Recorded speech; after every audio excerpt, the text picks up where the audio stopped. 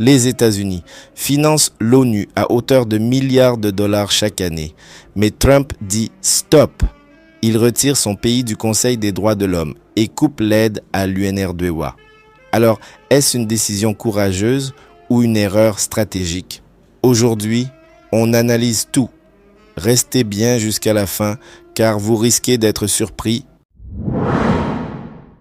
Pourquoi Trump coupe le financement de l'ONU? The UN has tremendous potential. It's not living up to that potential right now. It really isn't. Hasn't for a long time. It has. There are great hopes for it, but it's not being well run, to be honest. And D'abord, parlons chiffres. Les États-Unis sont le plus grand contributeur de l'ONU avec environ 22% du budget total, soit des milliards de dollars. Trump estime que cet argent est gaspillé et que l'ONU ne sert pas assez les intérêts des Américains.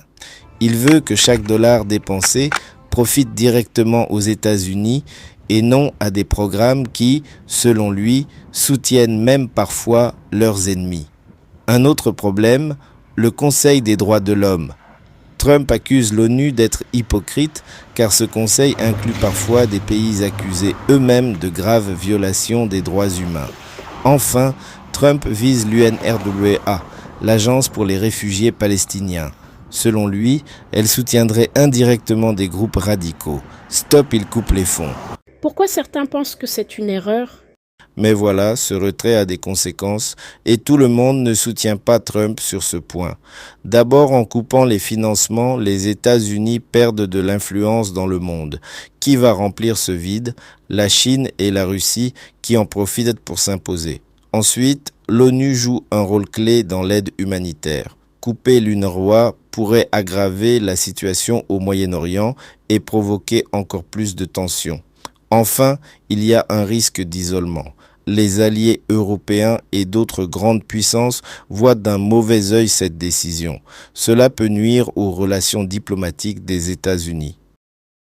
run, to be honest, and they're not doing the job. A lot of these conflicts that we're working on should be settled, or at least we should have some help in settling them. We never seem to get help. That should be the primary purpose of the UN, the United Nations, and again, it's got great potential, and based on the potential, we'll continue to go along with it. But d'un côté, Trump veut protéger l'argent des contribuables américains et éviter de financer une organisation qu'il juge inefficace. De l'autre, il risque de perdre une place stratégique dans les décisions internationales et de renforcer les rivaux des États-Unis. Alors qui a raison?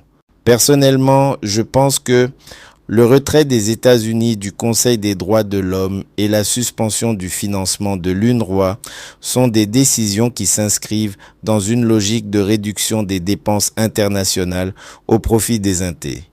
Mais ce débat ne s'arrête pas là. Vous, qu'en pensez-vous?